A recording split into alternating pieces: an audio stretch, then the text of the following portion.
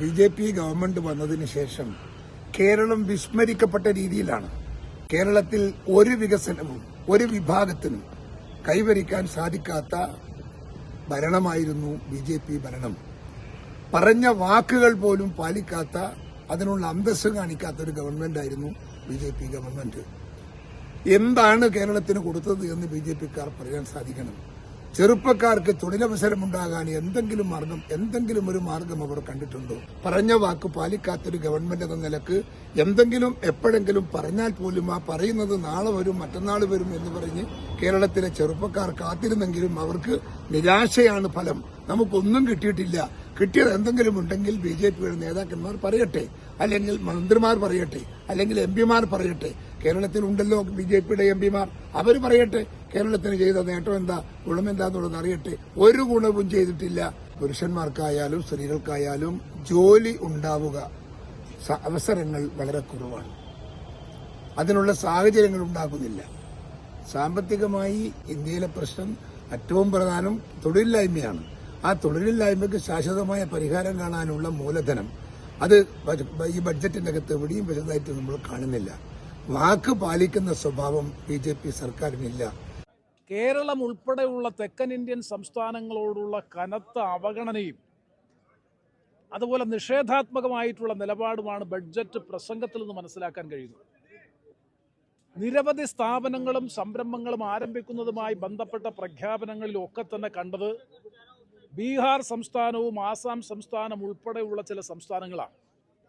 നമുക്കറിയാം, കഴിഞ്ഞ 2024 ജൂലൈ മാസത്തിൽ അവതരിപ്പിച്ച ബഡ്ജറ്റിൽ പ്രധാനമായും ഫോക്കസ് ചെയ്തത് ആന്ധ്രയുമായി ബന്ധപ്പെട്ട താല്പര്യങ്ങളായിരുന്നു എന്നുണ്ടെങ്കിൽ ഈ പ്രാവശ്യം ബീഹാർ സംസ്ഥാനത്ത് ഒരു യൂണിയൻ ബഡ്ജറ്റ്, രാജ്യത്തിന്റെ ഒരു പൊതു ബഡ്ജറ്റ് ഈ രൂപത്തിൽ വരാനിരിക്കുന്ന ബീഹാർ സംസ്ഥാന നിയമസഭാ തെരഞ്ഞെടുപ്പിനെ ലക്ഷ്യമാക്കിക്കൊണ്ടുള്ള ചില പ്രഖ്യാപനങ്ങൾ നടത്തുക എന്ന് പറയുന്നത് തന്നെ ബഡ്ജറ്റിന്റെ ശോഭയെ കെടുത്തുന്നതാണ്. അത് സങ്കുചിതമായ ഇലക്ടറൽ തെരഞ്ഞെടുപ്പ് താല്പര്യം മാത്രം മുന്നിൽ വെച്ചുകൊണ്ടാണ് ബി.ജെ.പി. ഈ ബഡ്ജറ്റ് ഇപ്പോൾ അവതരിപ്പിച്ചിട്ടുള്ളത് എന്നുള്ളത് വ്യക്തമാണ്. ഒരു കാര്യം ഞാൻ സമ്മതിക്കാൻ ആഗ്രഹിക്കുന്നു. മധ്യവർഗ വിഭാഗത്തെ സംബന്ധിച്ചിടത്തോളം 7 ലക്ഷം രൂപയിൽ നിന്ന് ആദായ നികുതിയുടെ പരിധി 12 ലക്ഷം രൂപയായി വർദ്ധിപ്പിച്ചു എന്നുള്ളത് മധ്യവർഗ വിഭാഗത്തെ സംബന്ധിച്ചിടത്തോളം, പ്രത്യേകിച്ചും സാലറീഡ് വിഭാഗത്തെ സംബന്ധിച്ചിടത്തോളം ആശ്വാസകരമാണ് എന്ന കാര്യത്തിൽ സംശയമൊന്നും വേണ്ട. എന്നാൽ കാർഷിക മേഖല ഉൾപ്പെടെയുള്ള മേഖലകളെ സംബന്ധിച്ച് ഇത്രയേറെ കൃഷിക്കാർ അതിശക്തമായിട്ടുള്ള പ്രക്ഷോഭം നടത്തിക്കൊണ്ടിരിക്കുന്ന കാലയളവിൽ കാർഷിക ഉൽപ്പന്നങ്ങളുടെ മിനിമം സപ്പോർട്ട് പ്രൈസിനെ സംബന്ധിച്ചോ, അതുപോലെ മൻരേഗയുടെ വേതന വർധനവിനെ സംബന്ധിച്ചോ, അംഗൻവാടി ആശാ വർക്കേഴ്സ് ഉൾപ്പെടെയുള്ള ലോവർ മിഡിൽ ക്ലാസിനെ സംബന്ധിച്ചോ ഒന്നും തന്നെ ആശ്വാസകരമായിട്ടുള്ള ഒരു പ്രഖ്യാപനവും ബഡ്ജറ്റിൽ ഉണ്ടായിട്ടില്ല. എന്നാൽ സാലറീഡ് മിഡിൽ ക്ലാസിനെ സംബന്ധിച്ചിടത്തോളം ആദായ നികുതി പരിധി ഒഴിവാക്കിയതോടുകൂടി ഒരു വലിയ വിഭാഗം ജനങ്ങൾക്ക്, സാലറീഡ് ക്ലാസ്സിലുള്ള ജനവിഭാഗങ്ങളെ സംബന്ധിച്ചിടത്തോളം ആശ്വാസകരമാണ് എന്ന വസ്തുത അംഗീകരിക്കുമ്പോൾ തന്നെ വ്യാവസായിക രംഗത്തും കാർഷിക രംഗത്തും ഇന്ന് നേരിടുന്ന പ്രതിസന്ധിയെ അതിജീവിച്ച് മുന്നോട്ട് പോകാനുള്ള ക്രിയാത്മകമായ പദ്ധതികളോ പരിപാടികളോ ഇല്ല. മറ്റൊരു പ്രധാനപ്പെട്ട പ്രശ്നം, കേന്ദ്ര ഗവൺമെന്റ് തൊഴിലില്ലായ്മ നിരക്ക് കുത്തനെ കുറഞ്ഞു. 3.2% കുറഞ്ഞു. 6% നിന്ന് 3.2% കുറഞ്ഞു എന്ന് സാമ്പത്തിക സർവേയിൽ പ്രഖ്യാപിക്കുമ്പോൾ തന്നെ സാമ്പത്തിക വളർച്ച അതിനനുരോധമായി ഉണ്ടാകുന്നില്ല. തൊഴിലില്ലായ്മ നിരക്ക് കുറയുകയും തൊഴിലവസരങ്ങൾ വർദ്ധിക്കുകയും ചെയ്യുമ്പോൾ സ്വാഭാവികമായും രാജ്യത്തിൻ്റെ സാമ്പത്തിക വളർച്ച മുന്നോട്ട് പോകേണ്ടതായിട്ടുണ്ട്.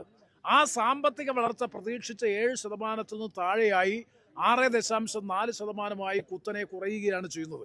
ഇതും ഏറ്റവും വലിയ വൈരുദ്ധ്യമാണ്. മൊത്തത്തിൽ പരിശോധിക്കുമ്പോൾ ഞാൻ നേരത്തെ സൂചിപ്പിച്ചതുപോലെ അമിതമായ നികുതി നിർദ്ദേശങ്ങൾ ജനങ്ങളുടെ മേൽ അടിച്ചേൽപ്പിക്കുന്നില്ല എന്നുള്ളത് ആശ്വാസകരമാണെങ്കിൽ പോലും രാജ്യത്തിൻ്റെ ദീർഘകാല വികസനത്തെ മുന്നിൽ കണ്ടുകൊണ്ട് പ്രത്യേകിച്ചും കാർഷിക മേഖലയ്ക്ക് ഊന്നൽ നൽകിയിട്ടുള്ള, രാജ്യത്തെ ബഹുഭൂരിപക്ഷം വരുന്ന ജനങ്ങൾ ആശ്രയിക്കുന്ന കാർഷിക മേഖലയുടെ താല്പര്യങ്ങൾ സംരക്ഷിക്കാനും പ്രൊമോട്ട് ചെയ്യാനും ഉതകുന്ന പദ്ധതികൾ ഒന്നും തന്നെ പ്രഖ്യാപിക്കപ്പെട്ടിട്ടില്ല.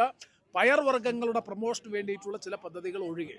മൊത്തത്തിൽ പരിശോധിക്കുമ്പോൾ ഞാൻ ആവർത്തിച്ച് പറയാൻ ആഗ്രഹിക്കുന്നു, കേരളമടക്കമുള്ള തെക്കൻ ഇന്ത്യൻ സംസ്ഥാനങ്ങളിൽ ഒരു പദ്ധതിയും ഒരു നൂതന സംരംഭവും ഈ ഗവൺമെന്റിന്റെ ഭാഗത്തുനിന്ന് ഉണ്ടാകുന്നില്ല എന്നുള്ളത് വലിയ പ്രതിഷേധാർഹമായിട്ടുള്ള കാര്യമാണ്. അത് ആവർത്തിച്ച് ഈ അവസരത്തിൽ സൂചിപ്പിക്കാൻ ആഗ്രഹിക്കുക. ഏറ്റവും കൂടുതൽ ടാക്സ് വരുമാനം പ്രതീക്ഷിക്കുന്ന ഇൻകം ടാക്സിൽ നിന്നാണ്.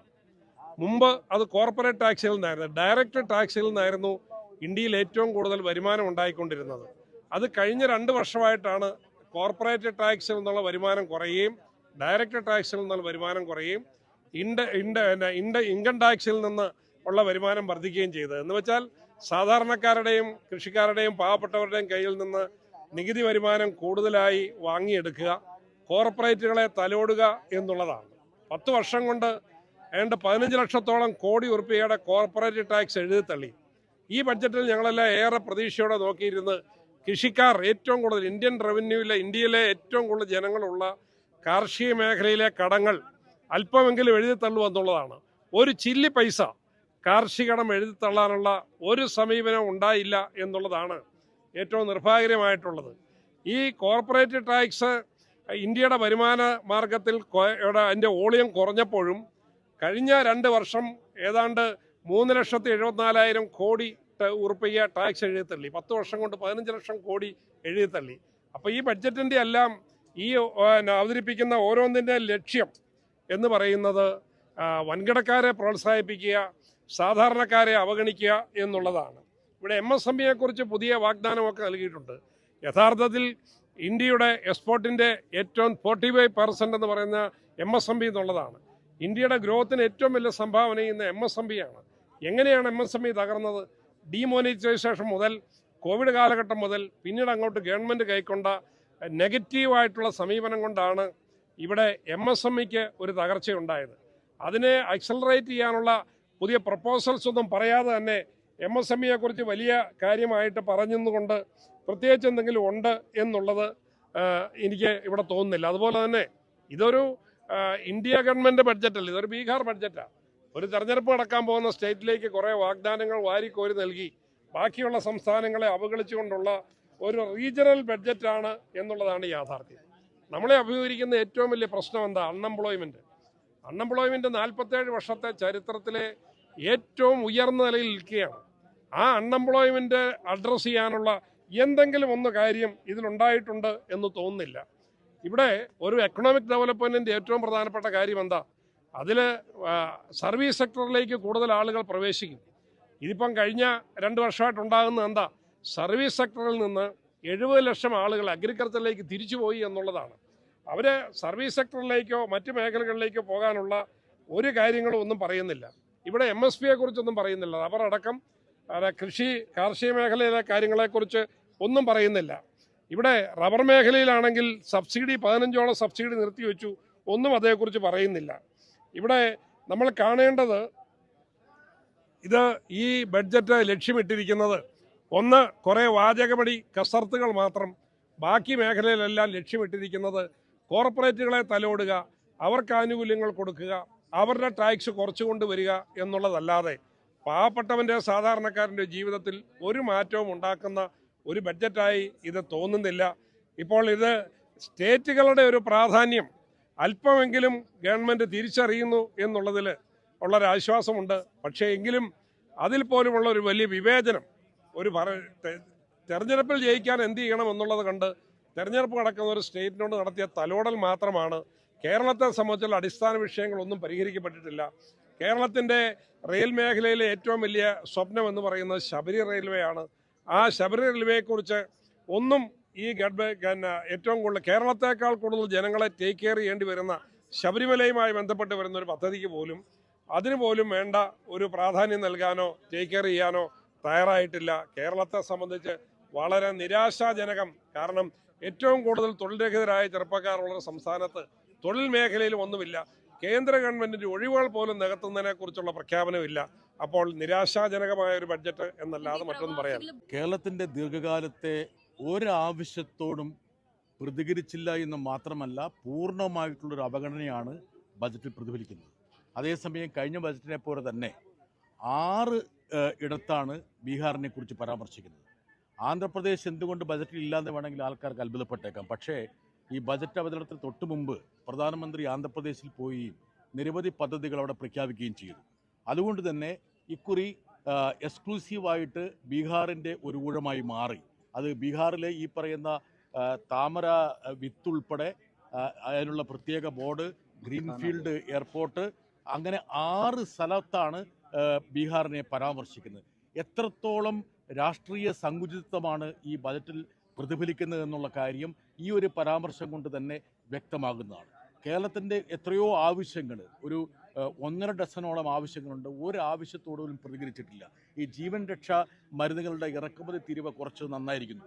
പക്ഷെ അതേസമയം തന്നെ കേരളത്തിൻ്റെ കാർഷിക മേഖലയെ താങ്ങി നിർത്തുന്ന റബ്ബറിൻ്റെ ഇറക്കുമതി തീരുവ വർദ്ധിപ്പിച്ച് റബ്ബർ കർഷകരെ രക്ഷപ്പെടുത്തണമെന്നുള്ള ആവശ്യത്തോട് ഈ ബജറ്റ് മുഖംതിരിഞ്ഞു നിൽക്കുകയാണ്. ഈ ബജറ്റിൽ യഥാർത്ഥത്തിൽ ഗവൺമെൻറ് കൊട്ടിഘോഷിക്കാൻ ആഗ്രഹിക്കുന്നത് മധ്യവർഗത്തിന് വേണ്ടിയിട്ടുള്ള ഒരു ബജറ്റ് എന്നുള്ളതാണ്. എന്ന് വെച്ചാൽ കേവലം 2% ആൾക്കാരാണ് ആദായ നികുതി നൽകുന്നത്. ആ 2%നെ പാമ്പർ ചെയ്തുകൊണ്ട് മധ്യവർഗത്തിന് വലിയൊരു സ്ഥാനമുള്ള ഡൽഹിയിലെ തെരഞ്ഞെടുപ്പിനെ എങ്ങനെ റാഞ്ചിയെടുക്കാൻ പറ്റുമെന്നുള്ള ഒരു ശ്രമമാണ് ഈ ബജറ്റിലൂടെ ഇവർ അവലംബിക്കുന്നത്. ആകമൊത്തം പറഞ്ഞാൽ കേരളത്തെ സംബന്ധിച്ചിട്ട് വളരെ നിരാശപ്പെടും. കേരളത്തെ സംബന്ധിച്ചിട്ട് കേരളം മുന്നോട്ട് വെച്ചിരിക്കുന്ന ആവശ്യങ്ങളോടൊന്നും കാര്യമായ ഒരു പ്രതികരണവും കാണിച്ചില്ല എന്ന് വേണം ഇപ്പോൾ മനസ്സിലാക്കാൻ. പിന്നെ ഇതിന്റെ അനക്സർ നമ്മൾ വിശദമായിട്ട് പരിശോധിക്കേണ്ടതുണ്ട്. പക്ഷേ പൊതുവിൽ എലക്ഷൻ ലാക്കായിക്കൊണ്ടുള്ളൊരു തെരഞ്ഞെടുപ്പാണ്, ഒരു ബജറ്റാണ്. അതിൽ ബീഹാറിന് പ്രത്യേകമായിട്ട് ധാരാളം കാര്യങ്ങൾ, അവരുടെ IIT, മഖാന ബോർഡ് തുടങ്ങിയ നിരവധി ആവശ്യങ്ങൾ എടുത്തു മുന്നോട്ട് വെച്ചു. ഗ്രീൻഫീൽഡ് എയർപോർട്ടുകൾ. പൊതുവിൽ കേരളം പോലുള്ള സംസ്ഥാനത്തിന് ഒട്ടും പ്രതീക്ഷ നൽകുന്ന ഒന്നല്ല ബജറ്റിന്റെ പ്രഖ്യാപനങ്ങൾ എന്നുള്ളതാണ്. തെരഞ്ഞെടുപ്പ്, ബീഹാർ തെരഞ്ഞെടുപ്പാണ് ലക്ഷ്യം. ആന്ധ്രയിൽ തെരഞ്ഞെടുപ്പ് ഇല്ലാത്തതുകൊണ്ട് ആന്ധ്ര ഇപ്പോൾ ഒഴിവാക്കുകയും ചെയ്തു. ആദായ നികുതിയിൽ വരുത്തിയിരിക്കുന്ന ഈ മാറ്റങ്ങളെ സംബന്ധിച്ചിടത്തോളം കാലാകാലങ്ങളിൽ ആദായ നികുതിയുടെ ഇതിനകത്ത് മാറ്റങ്ങൾ വരുത്താറുണ്ട് ഓരോ ഗവൺമെന്റും. അതായത് ഇപ്പോൾ നേരത്തെ ഉണ്ടായിരുന്ന ഓരോ ബജറ്റ് കഴിയുമ്പോൾ ഒരു മാറ്റങ്ങൾ ഉണ്ടാവും. ഇത്തവണ സ്വാഭാവികമായിട്ടും കുറച്ചത് കൂടിയെന്ന് വേണം കണക്കാക്കാൻ. പക്ഷെ എനിക്ക് ടാക്സിന്റെ ഇതിനെ സംബന്ധിച്ച് ഒന്നും കൂടെ നമ്മൾ പരിശോധിക്കേണ്ടതുണ്ട്. അവർ 4 ലക്ഷം വരെ ഒന്ന് പ്രഖ്യാപിച്ചിട്ടുണ്ട്, 4 ലക്ഷത്തിന് ശേഷം വേറെ ഒന്ന് പ്രഖ്യാപിച്ചിട്ടുണ്ട്. അതോ ആ കണക്ക് ഒന്നും കൂടെ നമ്മൾ നോക്കേണ്ടതാണ്. ഒരു വളരെ എടുത്തിയാടെ ഒരു പ്രതികരണം അക്കാര്യത്തിൽ ശരിയായിരിക്കും എനിക്ക് തോന്നുന്നില്ല. ബജറ്റ് മൊത്തത്തിൽ സന്തോഷകരമല്ല എന്നാണ് CPIയുടെ അഭിപ്രായം. അങ്ങനെയല്ല ഞാൻ പറയുന്നത്. ബജറ്റിനെ സംബന്ധിച്ചിടത്തോളം സ്വാഭാവികമായിട്ടും ഇതേ നയങ്ങൾ വളരെ ശക്തമായി തുടരുന്ന നയമാണ്. കേന്ദ്ര ഗവൺമെന്റിന്റെ നവനിർമ്മാണ നയങ്ങൾ തുടരുന്ന ബജറ്റാണ്. ഉദാഹരണത്തിന് ഇനി ബാക്കിയുള്ള നിയമങ്ങൾ പരിശോധിക്കാൻ ഒരു കമ്മീഷൻ പ്രഖ്യാപിച്ചിരിക്കുകയാണ് ഡീറെഗുലേഷന്റെ കാര്യത്തിൽ. നിലവിലുള്ള നിയന്ത്രണങ്ങൾ ഇനി എടുത്തു കളയാൻ വേണ്ടി, ഈസ് ഓഫ് ഡൂയിങ് ബിസിനസിന് വേണ്ടിയിട്ട്. അപ്പോൾ കൂടുതൽ ശക്തമായി ഉദാരവൽക്കരണ നയങ്ങൾ തുടരുന്നുള്ളതാണ്. അതിനകത്ത് ഒരു തർക്കമുള്ള കാര്യമല്ല. പിന്നെ ഗവൺമെന്റിനെ സംബന്ധിച്ചിടത്തോളം സൗത്ത് ഇന്ത്യൻ സംസ്ഥാനങ്ങളിലുള്ള അവഗണന പതിവ് പോലെ തുടരുന്നു. അപ്പോൾ സ്വാഭാവികമായിട്ടും ചില മോഡിഫിക്കേഷൻസ്, പഴയതിൽ നിന്ന് വ്യത്യസ്തമുള്ള ചില മാറ്റങ്ങൾ മാത്രമേ ഉള്ളൂ. ഒന്നും നടന്നിട്ടില്ല, ഇതുവരെ ഒന്നും നടന്നിട്ടില്ല. ഇനിയിപ്പോൾ വല്ല അനക്സറിനകത്തോ വല്ല പേജിനകത്തോ അല്ല. ഞാൻ ഇത്രയും നേരം പ്രസംഗം കേട്ടു. പ്രസംഗത്തിനകത്ത് കേരളം എന്നുള്ള വാക്ക് ഒരിക്കൽ പോലും പറഞ്ഞത് എനിക്ക് സംശയമാണ്. ബീഹാർ ഇടയ്ക്കിടയ്ക്ക് പറയുന്നത് ഞാൻ കേട്ടു, അപ്പോൾ വാക്ക് കേട്ടില്ല. അപ്പോൾ അതുകൊണ്ട് കൂടുതൽ വിശദാംശ കണക്കുകളൊന്നും കൂടെ നോക്കേണ്ടി വരും. വൈകുന്നേരം ആകുമ്പോൾ കുറച്ചും കൂടെ പഠിച്ചാൽ കുറച്ചും കൂടെ ക്ലിയർ ആകും. പക്ഷെ ഒരേ ഉറപ്പാണ്, പൊതുവിൽ വളരെ നിരാശാജനകമാണ്. ലിബറൽ സാമ്പത്തിക നയങ്ങൾ അവശേഷിക്കുന്ന നിയമങ്ങളും കൂടെ എടുത്തു കളഞ്ഞുകൊണ്ട് കുറെ കൂടി വ്യാപാരം, ബിസിനസ് എന്നൊക്കെ പറഞ്ഞുകൊണ്ട് ജനങ്ങളെ കഷ്ടപ്പെടുന്നതിലാണ് സംഭവിക്കാൻ പോകുന്നത്. അത് 50, പക്ഷെ 50-നകത്ത് കേരളം ഉണ്ടോ ഇല്ലയോ നമുക്കറിയില്ല. 50 സ്ഥലങ്ങൾ പ്രഖ്യാപിച്ചു, 50 എണ്ണം പ്രഖ്യാപിച്ചു. അതിന് സംസ്ഥാനത്തിന്റെ പങ്കാളിത്തോടു കൂടിയാണ്. മിക്കവാറും സംസ്ഥാനം സഹായം കൊടുക്കേണ്ടി വരും കൂടുതലായിട്ട്. സംസ്ഥാനങ്ങളുടെ സഹായത്തോടു കൂടിയാണ് 50 എണ്ണം പ്രഖ്യാപിക്കാൻ പോകുന്നത്. ചെറുകിട സംരംഭങ്ങൾക്കൊക്കെ തന്നെ വലിയ പദ്ധതികൾ പ്രഖ്യാപിച്ചു. ചെറുകിട സംഭവങ്ങൾക്ക് വലിയ പദ്ധതിയൊന്നും പ്രഖ്യാപിച്ചില്ല. ലക്ഷക്കണക്കിന് സംഭവങ്ങൾ അടച്ചു പൂട്ടിക്കൊണ്ടിരിക്കുന്നു. പ്രത്യേകിച്ചൊന്നും ചെയ്യാനില്ല കാര്യത്തിനകത്ത്. കൂട്ടിക്കൊണ്ടിരിക്കുന്നു. അതിന്റെ വളർച്ച കുറഞ്ഞുമ്പോഴാണ് എക്കണോമിക് സർവേ പറഞ്ഞുകൊണ്ടിരിക്കുന്നത്. ഈ വയനാട് ഉൾപ്പെടെ കേരളം നിരവധി ആവശ്യം വെച്ചല്ലോ. വയനാട് ഉൾപ്പെടെ നിരവധി ആവശ്യം, അവിടെ ഒന്നും തന്നെയും ഒന്നും വന്നില്ല, ഒന്നും കിട്ടിയിട്ടില്ല, ഇതുവരെ ഒന്നും കിട്ടിയിട്ടില്ല. ഇനി ഈ പറഞ്ഞ പോലെ പേജിനകത്ത് എവിടെ ഉണ്ടോ, പ്രസംഗത്തിനകത്ത് എവിടെയും ഇല്ല. പ്രസംഗത്തിനകത്ത് ബീഹാർ പറഞ്ഞതിന്റെ 10-1 പോലും ഒരിക്കൽ പോലും കേരളം പറഞ്ഞായിട്ട് ഞാൻ കേട്ടിട്ടില്ല. ബീഹാർ ബജറ്റായിട്ടാണോ എന്ന് ഞാൻ പറയുന്നില്ല. പക്ഷെ പൊതുവിൽ ഇലക്ഷൻ ലാക്കാക്കിക്കൊണ്ടുള്ള ഒരു തട്ടിപ്പ് ബജറ്റാണ്. കേരളത്തെ സംബന്ധിച്ചിടത്തോളം ഏറെ നിരാശാജനകമായ ഒരു ബഡ്ജറ്റാണ്. കേരളത്തെ സംബന്ധിച്ചുള്ള അടിസ്ഥാന വിഷയങ്ങളെ ഒന്നും ഈ ബഡ്ജറ്റ് പരാമർശിച്ചിട്ടില്ല. കേരളത്തിൻ്റെ സാമ്പത്തിക ഭദ്രതയുടെ നട്ടെല്ലാണ് റബ്ബർ. നിർത്തിവെച്ച 15ഓളം സബ്സിഡികൾ ഒന്നും കർഷകർക്ക് നൽകുമെന്ന് പറഞ്ഞിട്ടില്ല. മിനിമം സപ്പോർട്ട് പ്രൈസ് കേരളത്തിലെ റബ്ബർ കൃഷിക്കാരുടെ എക്കാലത്തെ ആഗ്രഹമാണ്. അത് സാധിച്ചിട്ടില്ല. കേന്ദ്ര ഗവൺമെൻറ്റിൻ്റെ അനിയന്ത്രിതമായ തുറന്ന സമീപനം, ഇറക്കുമതിക്കുള്ള സമീപനം, അതുകൊണ്ട് വിലത്തകർച്ചയിലായിരിക്കുന്ന 12 ലക്ഷത്തോളം വരുന്ന റബ്ബർ കൃഷിക്കാർക്കോ അവരെ ആശ്രയിച്ച് കഴിയുന്ന 40 ലക്ഷത്തോളം വരുന്ന കുടുംബങ്ങൾക്കോ അവർക്ക് യാതൊരു ആശ്വാസവും ഇതിൽ നിന്നില്ല. കേരളത്തെ സംബന്ധിച്ചെന്ന് മാത്രമല്ല, ഇന്ത്യയെ സംബന്ധിച്ച് ഫോറിൻ എക്സ്ചേഞ്ചിലെ ഏറ്റവും വലിയ റെമിറ്റൻസ് എന്ന് പറയുന്ന പ്രവാസികളാണ്. ഇന്ത്യ ഒട്ടാകെ വരുന്ന പ്രവാസി റെമിറ്റൻസിൻ്റെ 25% കേരളത്തിൽ നിന്നാണ്, മലയാളികളാണ് നൽകുന്നത്. അവർക്ക് വേണ്ടിയുള്ള ഒരു പദ്ധതിയും അവരുടെ പേര് പോലും ഈ ബഡ്ജറ്റ് സ്പീച്ചിൽ പരാമർശിച്ചില്ല എന്നുള്ളത് ഏറെ ഖേദകരമാണ്. തന്നെയുമല്ല, ആഗോള സാമ്പത്തിക രംഗത്തുണ്ടാകുന്ന പ്രതിസന്ധികൾ കൊണ്ട് ദശലക്ഷക്കണക്കിന് ആളുകളാണ് തൊഴിൽ നഷ്ടപ്പെട്ട് നാട്ടിലേക്ക് മടങ്ങുന്നത്. അവരെ പുനരധിവസിപ്പിക്കുന്നതിനോ അവർക്ക് വേണ്ടിയുള്ള അവർ തുടങ്ങുന്ന സംരംഭങ്ങൾക്ക് വേണ്ടിയുള്ള എന്തെങ്കിലും ഇൻസെൻറ്റീവോ എന്തെങ്കിലും ഒന്ന് ഈ ബഡ്ജറ്റിൽ കാണുന്നില്ല എന്നുള്ളത് കേരളത്തെ സംബന്ധിച്ച്, ഏറ്റവും കൂടുതൽ പ്രവാസികളുള്ള കേരളത്തെ സംബന്ധിച്ച് ഏറ്റവും നിരാശാജനകമാണ്. രാഷ്ട്രപതിയുടെ പ്രസംഗത്തിൽ പോളിസി പാരാലിസിസ് ആണ് എക്കണോമിക് ഗ്രോത്ത് ഉദ്ദേശിച്ച റേഞ്ചിൽ എത്താത്തതെന്നും GDP ഗ്രോത്ത് ഉണ്ടാകാതിരുന്നതെന്നും പറയുന്നുണ്ട്. ആ പോളിസി പാരാലിസിസിനെ പരിഹരിക്കാൻ കഴിയുന്ന ഒരു നിർദ്ദേശവും ഇതിൻ്റെ അകത്തില്ല. ഇത് വാചകമടി കൊണ്ടുള്ള ഒരു ജിമ്മിക്സ് മാത്രമാണ് ഈ ബഡ്ജറ്റ് പ്രസംഗത്തിലൂടെ ധനകാര്യമന്ത്രി നടത്തിയത്. ഇവിടെ ഇൻകം ടാക്സിൻ്റെ എക്സംഷൻ 4 ലക്ഷം വരെയുള്ളവർക്കാണ്, അത് മുമ്പ് ഉള്ളതാണ്, അത് തുടരുന്നു. അപ് ടു 12 ലക്ഷം വരെയുള്ള ആളുകൾക്കുള്ള ചില ഇൻസെൻറ്റീവ് മാത്രമാണ് ഇതിൽ പ്രഖ്യാപിച്ചിരിക്കുന്നത്. ധനകാര്യമന്ത്രിയുടെ ബഡ്ജറ്റ് പ്രസംഗത്തിലെ പ്രഖ്യാപനം അത് 12 ലക്ഷം വരെയുള്ളവരെ ഒഴിവാക്കി എന്നൊരു പ്രതീതി ഉളവാക്കുന്നതാണ്. യഥാർത്ഥത്തിൽ അതുള്ളതല്ല. ഇവിടെ ഇപ്പോഴും ഉണ്ടായിരിക്കുന്ന നമ്മുടെ ധനമനുമാന മാർഗത്തെക്കുറിച്ച് പറഞ്ഞിരിക്കുന്നതെന്ന് ഒരു കാര്യം വളരെ വ്യക്തമാണ്. ഈ ഏറ്റവും കൂടുതൽ ടാക്സ് വരുമാനം പ്രതീക്ഷിക്കുന്ന ഇൻകം ടാക്സിൽ നിന്നാണ്. മുമ്പ് അത് കോർപ്പറേറ്റ് ടാക്സിൽ നിന്നായിരുന്നു, ഡയറക്റ്റ് ടാക്സിൽ നിന്നായിരുന്നു ഇന്ത്യയിൽ ഏറ്റവും കൂടുതൽ വരുമാനം ഉണ്ടായിക്കൊണ്ടിരുന്നത്. അത് കഴിഞ്ഞ 2 വർഷമായിട്ടാണ് കോർപ്പറേറ്റ് ടാക്സിൽ നിന്നുള്ള വരുമാനം കുറയുകയും ഡയറക്റ്റ് ടാക്സിൽ നിന്നുള്ള വരുമാനം കുറയുകയും ഇൻകം ടാക്സിൽ നിന്ന് ഉള്ള വരുമാനം വർദ്ധിക്കുകയും ചെയ്തത്. എന്ന് വെച്ചാൽ സാധാരണക്കാരുടെയും കൃഷിക്കാരുടെയും പാവപ്പെട്ടവരുടെയും കയ്യിൽ നിന്ന് നികുതി വരുമാനം കൂടുതലായി വാങ്ങിയെടുക്കുക, കോർപ്പറേറ്റുകളെ തലോടുക എന്നുള്ളതാണ്. 10 വർഷം കൊണ്ട് ഏതാണ്ട് 15 ലക്ഷത്തോളം കോടി ഉറുപ്പികയുടെ കോർപ്പറേറ്റ് ടാക്സ് എഴുതിത്തള്ളി. ഈ ബഡ്ജറ്റിൽ ഞങ്ങളെല്ലാം ഏറെ പ്രതീക്ഷയോടെ നോക്കിയിരുന്ന് കൃഷിക്കാർ ഏറ്റവും കൂടുതൽ ഇന്ത്യൻ റവന്യൂവിലെ, ഇന്ത്യയിലെ ഏറ്റവും കൂടുതൽ ജനങ്ങളുള്ള കാർഷിക മേഖലയിലെ കടങ്ങൾ അല്പമെങ്കിലും എഴുതിത്തള്ളു എന്നുള്ളതാണ്. ഒരു ചില്ലി പൈസ കാർഷികടം എഴുതിത്തള്ളാനുള്ള ഒരു സമീപനം ഉണ്ടായില്ല എന്നുള്ളതാണ് ഏറ്റവും നിർഭാഗ്യമായിട്ടുള്ളത്. ഈ കോർപ്പറേറ്റ് ടാക്സ് ഇന്ത്യയുടെ വരുമാന മാർഗത്തിൽ അതിൻ്റെ വോളിയം കുറഞ്ഞപ്പോഴും കഴിഞ്ഞ 2 വർഷം ഏതാണ്ട് 3,74,000 കോടി ഉറുപ്പിക ടാക്സ് എഴുതിത്തള്ളി. 10 വർഷം കൊണ്ട് 15 ലക്ഷം കോടി എഴുതിത്തള്ളി. അപ്പോൾ ഈ ബഡ്ജറ്റിൻ്റെ എല്ലാം ഈ അവതരിപ്പിക്കുന്ന ഓരോന്നിൻ്റെ ലക്ഷ്യം എന്ന് പറയുന്നത് വൻകിടക്കാരെ പ്രോത്സാഹിപ്പിക്കുക, സാധാരണക്കാരെ അവഗണിക്കുക എന്നുള്ളതാണ്. ഇവിടെ MSME-യെക്കുറിച്ച് പുതിയ വാഗ്ദാനമൊക്കെ നൽകിയിട്ടുണ്ട്. യഥാർത്ഥത്തിൽ ഇന്ത്യയുടെ എക്സ്പോർട്ടിൻ്റെ ഏറ്റവും 45% എന്ന് പറയുന്ന MSME എന്നുള്ളതാണ്. ഇന്ത്യയുടെ ഗ്രോത്തിന് ഏറ്റവും വലിയ സംഭാവന ചെയ്യുന്ന MSME-ആണ്. എങ്ങനെയാണ് MSME തകർന്നത്? ഡിമോണിറ്റൈസേഷൻ മുതൽ, കോവിഡ് കാലഘട്ടം മുതൽ പിന്നീട് അങ്ങോട്ട് ഗവൺമെൻറ് കൈക്കൊണ്ട നെഗറ്റീവായിട്ടുള്ള സമീപനം കൊണ്ടാണ് ഇവിടെ MSME-ക്ക് ഒരു തകർച്ചയുണ്ടായത്. ഇവിടെ ഇന്ത്യയുടെ വിദേശ നാണ്യത്തിൽ ഏറ്റവും കൂടുതൽ സംഭാവന ചെയ്യുന്ന പ്രവാസികളാണ്.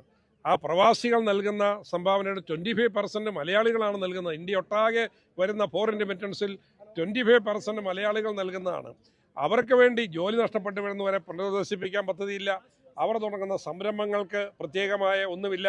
അവർ വിൽക്കുന്ന ഭൂമിയുടെ നികുതിയെ പോലും കയറി പിടിച്ചിരിക്കുന്നു എന്ന് പറയുമ്പോൾ ഇതൊരു പ്രവാസി വിരുദ്ധ ബഡ്ജറ്റാണ്. ഇത് കേരളത്തെ സംബന്ധിച്ച് കേരളത്തിന് വിരുദ്ധമായ ഒരു ബഡ്ജറ്റാണ്. ഒരാശ്വാസവും ഈ ബഡ്ജറ്റിൽ നിന്ന് കേരളത്തിന് ലഭിച്ചിട്ടില്ല എന്നുള്ളതാണ് യാഥാർത്ഥ്യം. പക്ഷെ ഒരു കാര്യം ഞാൻ പറയാം, ഈ ബഡ്ജറ്റ് നിരാശാജനകമാണെന്ന് കോൺഗ്രസ് പറയാൻ കാരണം ഇതിനകത്ത് ഉള്ള പ്രഖ്യാപനങ്ങൾ. ഇപ്പോൾ ഒരു പ്രഖ്യാപനമാണ് അവരെ ഉയർത്തി കാണുന്നത്. 10 ലക്ഷം ഇൻകം ടാക്സിൻ്റെ ഇത് 12 ലക്ഷമായി പരിധി ഉയർത്തി. ആ പരിധി ഉയർത്തി എത്ര പേർക്കാണ് ഇത് ബാധകമാകുന്നതെന്നുള്ള കാര്യം നമ്മളിതിനെക്കുറിച്ച് പഠിക്കുമ്പോൾ മാത്രമേ മനസ്സിലാവുള്ളൂ. പക്ഷേ ബഡ്ജറ്റ് ഈ ഗവൺമെൻറ്റിൻ്റെ നിലനിൽപ്പിനെ ബാധിക്കുന്ന ചില കാര്യങ്ങൾക്കാണ് മുൻതൂക്കം കൊടുത്തിരിക്കുന്നത്. അതാണ് ബീഹാറിൻ്റെ കാര്യം എടുത്തു പറയുന്നത്. ഇത്തവണത്തെ തെരഞ്ഞെടുപ്പിൽ 400+ കിട്ടുമെന്നാണ് ഗവൺമെൻറ് കൊട്ടിഘോഷിച്ചത്. പക്ഷേ 240 MP-മാരിലേക്ക് ചുരുങ്ങി. അപ്പോൾ ആന്ധ്രാപ്രദേശിലെ ചന്ദ്രബാബു നായിഡുവിൻ്റെയും ബീഹാറിലെ നിതീഷ് കുമാറിൻ്റെയും പിന്തുണയില്ലാതെ ഈ ഗവൺമെൻറ് മുന്നോട്ട് പോകാനാവില്ല. അതുകൊണ്ട് ആ 2 മുഖ്യമന്ത്രിമാരെ സംതൃപ്തിപ്പെടുത്തുന്ന ഒരുപാട് തീരുമാനങ്ങൾ ഈ ബഡ്ജറ്റിനകത്ത് വന്നിട്ടുണ്ട്. അതേസമയം നമ്മൾ ഏകകണ്ഠമായി ആവശ്യപ്പെട്ട ഒന്നാണ് വയനാട് പാക്കേജ്. വയനാട് പാക്കേജിനെ കുറിച്ച് എന്തെങ്കിലും ഈ ബഡ്ജറ്റിൽ പറയുമെന്നാണ് നമ്മൾ ധരിച്ചത്. പ്രവാസി മലയാളികളെ കുറിച്ച് എന്തെങ്കിലും ഈ ബഡ്ജറ്റിൽ പറയുമെന്നാണ് നമ്മൾ ഇപ്പോൾ നരഭോജിയായ കടവ വയനാട്ടിൽ രാധയെ കൊന്നു തിന്നു. മാത്രമല്ല 6ഓളം പുലികൾ കാസർഗോഡ് അടക്കമുള്ള ജില്ലകളിലെ വന പ്രദേശങ്ങളിൽ പ്രത്യക്ഷപ്പെട്ട് പട്ടികളെയും ആടിനെയും തിന്നുകൊണ്ടിരിക്കുന്നു. എപ്പോഴാണ് ഈ മനുഷ്യനെ കൊല്ലുന്നതെന്ന് പറയാൻ പറ്റില്ല. അപ്പോൾ വന്യമൃഗങ്ങളുടെ ആക്രമണത്തിൽ നിന്ന് മനുഷ്യൻ്റെ ജീവനും സ്വത്തിനും സംരക്ഷണം കൊടുക്കാൻ കേരള ഗവൺമെൻറ് ഏകകണ്ഠമായി ആവശ്യപ്പെട്ടു. എല്ലാ രാഷ്ട്രീയ പാർട്ടികളും ആവശ്യപ്പെട്ടു. അതിനെക്കുറിച്ച് ഒരു തീരുമാനം വന്നില്ല. മാത്രമല്ല ഏറ്റവും കൂടുതൽ തീരദേശ മേഖലയുള്ള ഒരു സംസ്ഥാനമാണ് കേരളം. ആ കേരളത്തിൽ തീരദേശത്തെ മത്സ്യത്തൊഴിലാളികൾക്ക് കടൽക്ഷോഭം വന്നിട്ട് കടൽ ഭിത്തി നിർമ്മിക്കുന്നതിനാവശ്യമായ പ്രപ്പോസൽ വെച്ചിട്ട് അതും ഒരു കാരണവശാലും അംഗീകരിച്ചില്ല. മാത്രമല്ല നമ്മുടെ GDP-യുടെ 30% വരുമാനം ഉണ്ടാക്കുന്ന ഒരു മേഖലയാണ് MSME. MSMEയുടെ കഴിഞ്ഞ കുറേ നാളുകളായി ഒരുപാട് തടസ്സങ്ങൾ അവർ പറയുന്നുണ്ട്. MSME-യുമായി മുന്നോട്ട് പോകുന്ന ആളുകൾ പറയുന്നുണ്ട്. ആ തടസ്സങ്ങൾ നീക്കാൻ ഈ ബഡ്ജറ്റിൽ ഒരു കാര്യവും MSME-ക്ക് വേണ്ടി പ്രഖ്യാപിച്ചിട്ടില്ല. മാത്രമല്ല നമ്മുടെ ഉൽപ്പാദനം വർദ്ധിപ്പിക്കണം, ഉപഭോഗം കൂട്ടണമെങ്കിൽ മാർക്കറ്റ് ഇൻ്റർവെൻഷൻ ആവശ്യമായ പണം സാധാരണക്കാരൻ്റെ കയ്യിൽ വരണം. അപ്പോൾ സാധാരണക്കാരൻ്റെ കയ്യിലേക്ക് പണം എത്തുന്നതിനാവശ്യമായ ഒരു നിർദ്ദേശങ്ങളും ഈ ബഡ്ജറ്റിനകത്ത് വന്നിട്ടില്ല.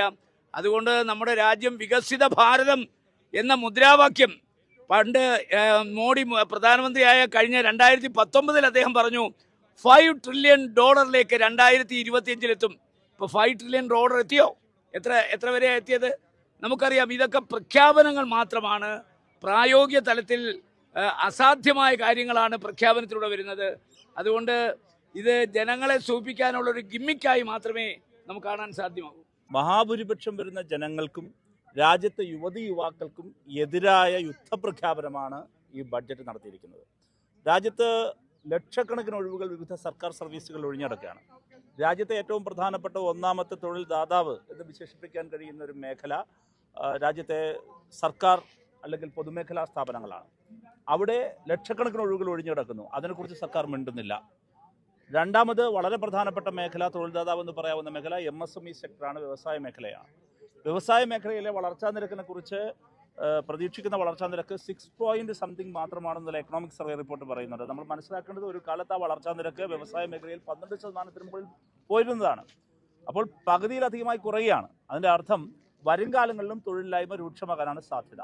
ഇതിന് പുറമെയാണ് ആർട്ടിഫിഷ്യൽ ഇൻ്റലിജൻസിൻ്റെ കടന്നുവരവിൻ്റെ ഇമ്പാക്റ്റ്. പരിസ്ഥിതി വ്യതിയാനവുമായി ബന്ധപ്പെട്ട്, കാലാവസ്ഥാ വ്യതിയാനവുമായി ബന്ധപ്പെട്ട് വിവിധ ഇൻ്റർനാഷണൽ ഏജൻസികൾ തന്നെ നമ്മുടെ രാജ്യത്ത് തൊഴിൽ സാധ്യത കുറയും എന്ന് പറയുന്നുണ്ട്. തൊഴിൽ സ്വഭാവങ്ങളിൽ ഉണ്ടാകുന്ന മാറ്റം, ഇതൊന്നും അഡ്രസ്സ് ചെയ്യാനും ഇപ്പോഴുള്ള തൊഴിലില്ലായ്മ പരിഹരിക്കാനോ വരാൻ പോകുന്ന തൊഴിലില്ലായ്മ അഡ്രസ്സ് ചെയ്യാനോ കഴിയുന്നില്ല.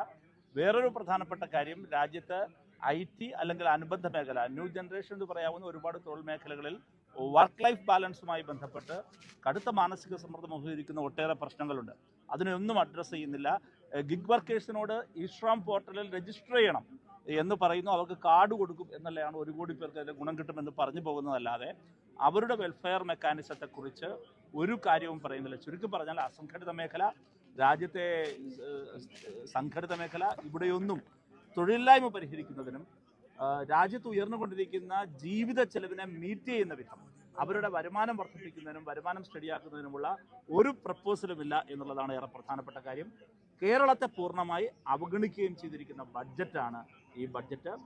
രസകരമായൊരു കാര്യം എന്ന് വെച്ചാൽ കഴിഞ്ഞ ബജറ്റിൻ്റെ പിന്തുടർച്ചയൊന്നുമില്ല. കഴിഞ്ഞ പ്രാവശ്യം വ്യവസായ ഇടനാഴി പ്രഖ്യാപിച്ചപ്പോൾ അത് ഈ പറഞ്ഞ ബീഹാറിനെയും ആന്ധ്രയും മാത്രം ബന്ധപ്പെടുത്തുന്നൊരു സംഭവമായിരുന്നു. അതുപോലെ ടൂറിസ്റ്റ് സർക്യൂട്ടുകൾ, കഴിഞ്ഞ പ്രാവശ്യം ടൂറിസ്റ്റ് സർക്യൂട്ടുകൾ പ്രഖ്യാപിച്ചപ്പോൾ കേരളത്തെക്കുറിച്ച് ഒരു പരാമർശം പോലും ഉണ്ടാകില്ല. അപ്പോൾ അടുത്ത ബജറ്റ് കാത്തു നിൽക്കൂ എന്നാണ് സുരേഷ് ഗോപി രാജ്യസഭയിൽ എഴുന്നേറ്റ് വന്ന് പറഞ്ഞത്. ഇപ്പോൾ അടുത്ത ബജറ്റ് വന്നു കഴിഞ്ഞിട്ടുണ്ട്, പ്രത്യേകിച്ച് കേരളത്തെക്കുറിച്ച് പരാമർശമില്ല.